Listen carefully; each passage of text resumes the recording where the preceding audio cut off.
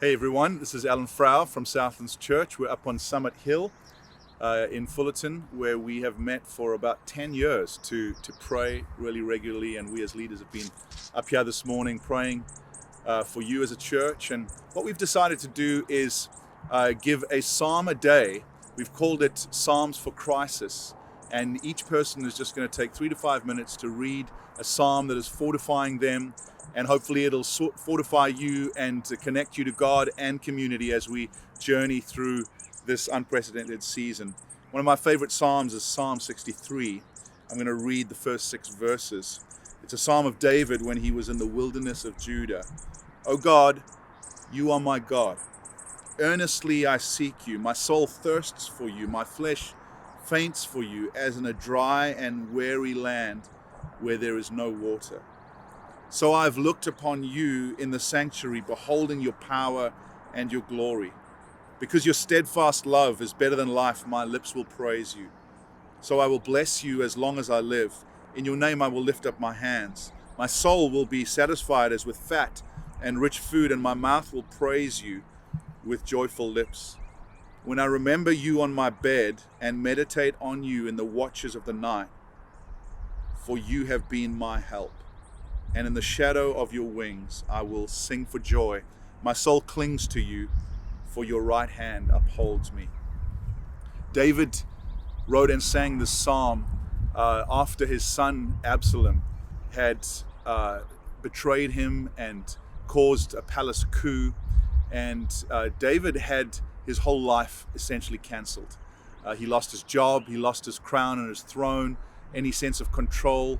Of course, the deep grief of being betrayed by your own son, lost a sense of family, of community, even of comfort and of food. And this just connects to us in this time, doesn't it, where we feel our lives cancelled in many ways. The cancelling of trips and jobs and normal rhythms and comforts and security. And God uses these times, and we see this in David's life, to transition him from his soul fainting. He says, my soul is fainting because of the upheaval of his life. And he moves from fainting to feasting.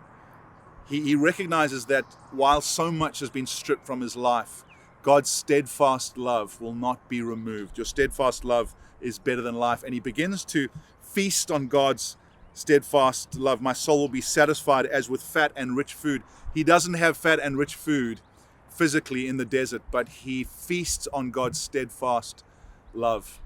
And I want to say, man, during a time when we feel stripped of the things that we love and the things that we feast upon, this is a time to come back to feasting on God's steadfast love and reminding ourselves that in the midst of shaking, that is the one thing that will never be shaken in this life, and that will never be shaken even after this life. We are citizens of heaven. Eternity is in our hearts, and when temporal things are stripped away, we are reminded what really deeply satisfies our soul. And then I love in verse 6, he moves from disorientation. He's lying awake. He's got insomnia. He says, when I remember you upon my bed and meditate on you in the watches of the night, for you have been my help. What's happened in his life disorientates him so that he can't sleep. He lies awake. How many of us have been lying awake through the watches of the night? That's a military term. They would stand watch at 9 p.m., 12, 3, 6, and he's awake through all that time. But in the disorientation, he reorientates himself around the faithfulness of God. For you have been my help. He uses sleeplessness to remember the faithfulness of God. And can we take this time to remember God's faithfulness to us as a church and as individuals, as families in times past? Rehearse the faithfulness of God that will reorientate our souls in our disorientation. And then finally, he recognizes this time of hiddenness where he's in exile in the desert is actually a time of really hibernation before new life. He says, in the shadow of your wings I will sing for joy. Your right hand upholds me.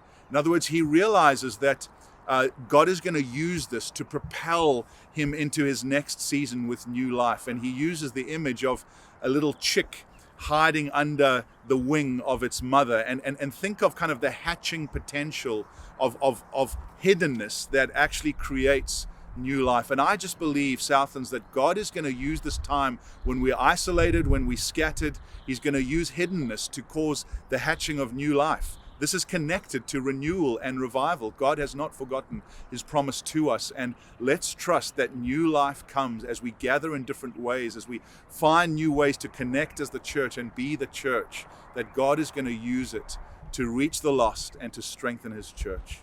So God bless you, and trust that this word fortifies you.